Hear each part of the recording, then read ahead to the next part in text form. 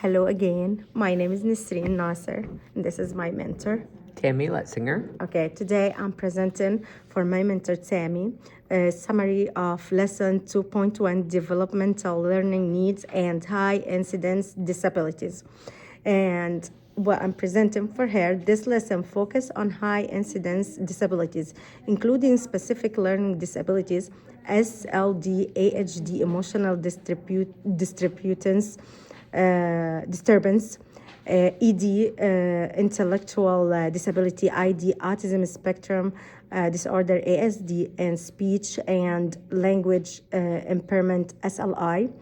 Understanding these disabilities help education create inclusive learning environments and implement evidence-based strategies such as universal design for learning, UDL, positive behavior supports PBS, and differentiated instruction.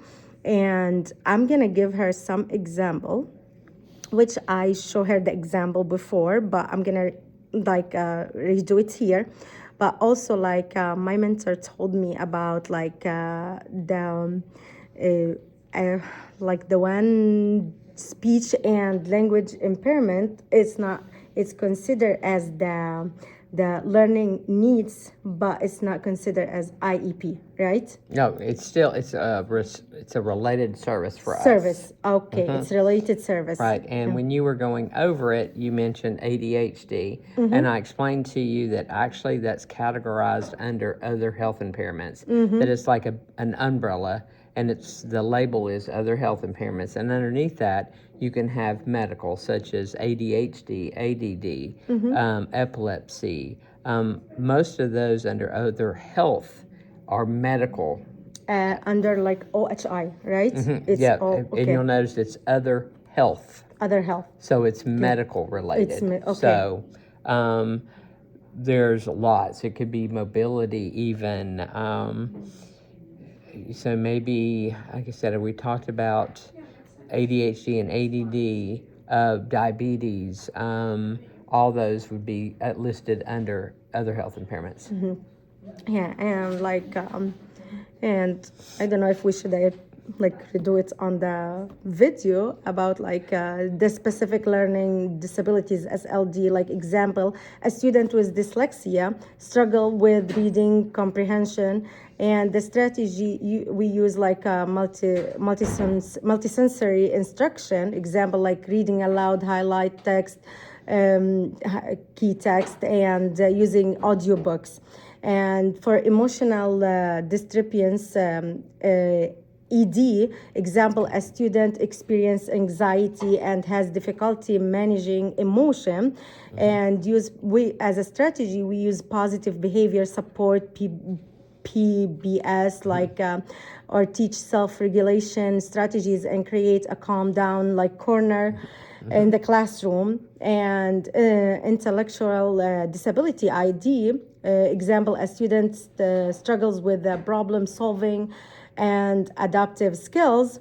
Strategy modify assignment with simplified instructor and hands-on activity and focus on life skills training.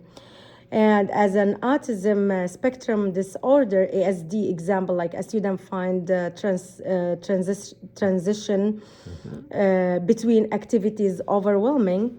Like a strategy, use visuals, schedules, and social stories, and provide clear step-by-step instruction to reduce anxiety. And for speech and language impairment, SLI, example, like student has difficulty expressing themselves through clearly. Use picture communication board and practice peer modeling, and integrate speech therapy support in daily lesson. I do understand, this we use it in daily school year with the students and different. And these here the point about ADHD, because I did it as just only ADHD. And what I put example, a student has trouble staying focused during long lectures. Yeah.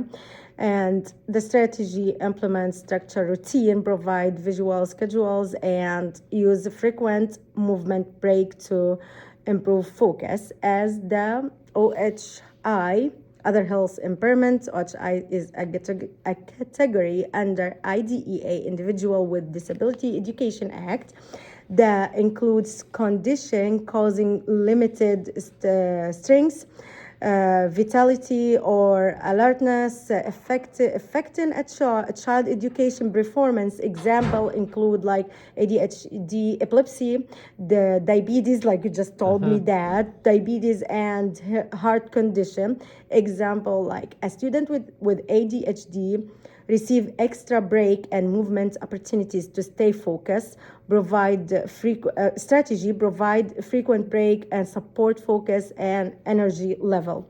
And like now, by applying these strategies, educator can create an inclusive classroom that mean the diverse need of students with high incidence disabilities.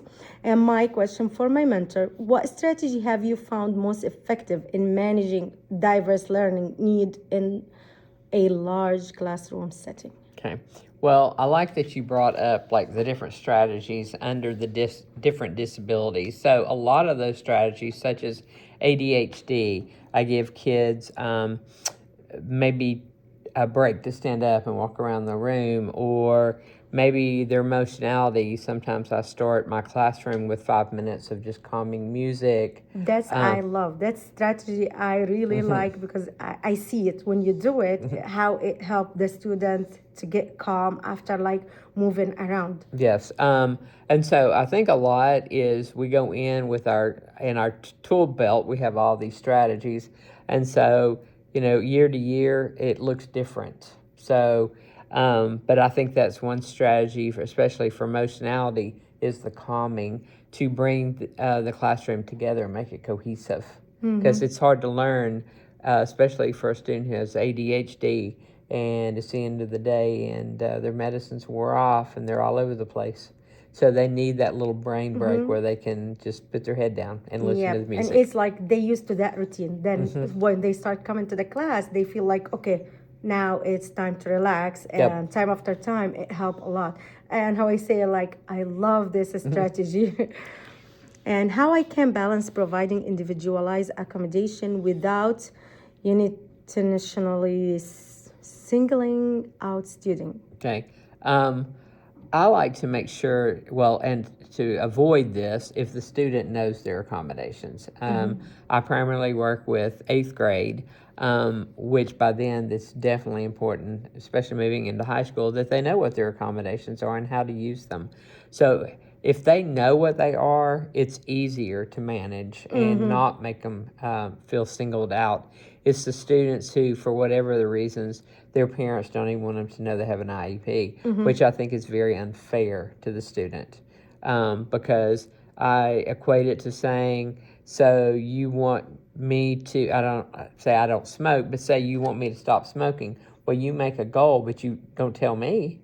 So I can't do anything about that goal if I don't know about it. So if these kids don't know their goals and accommodations, it's hard for them to, quote, fix whatever we're looking at. Yeah, they need to know they are accommodation. Like when I'm like telling my student, like, okay, you are smart, you are able to do the assignment. I want you to do it, and I want you to listen or like read and think, and even like pick the question and the answer. And if you have a mistake and you need the help after that, I will help you to like, or you have a point, struggle in one point, I can help you. Right. Is that good, like good strategy? Like make him try first by himself, then what you don't understand, I can come and try to explain it for you. Okay. And that's all for this assignment. And thank you so much you're for welcome. your help.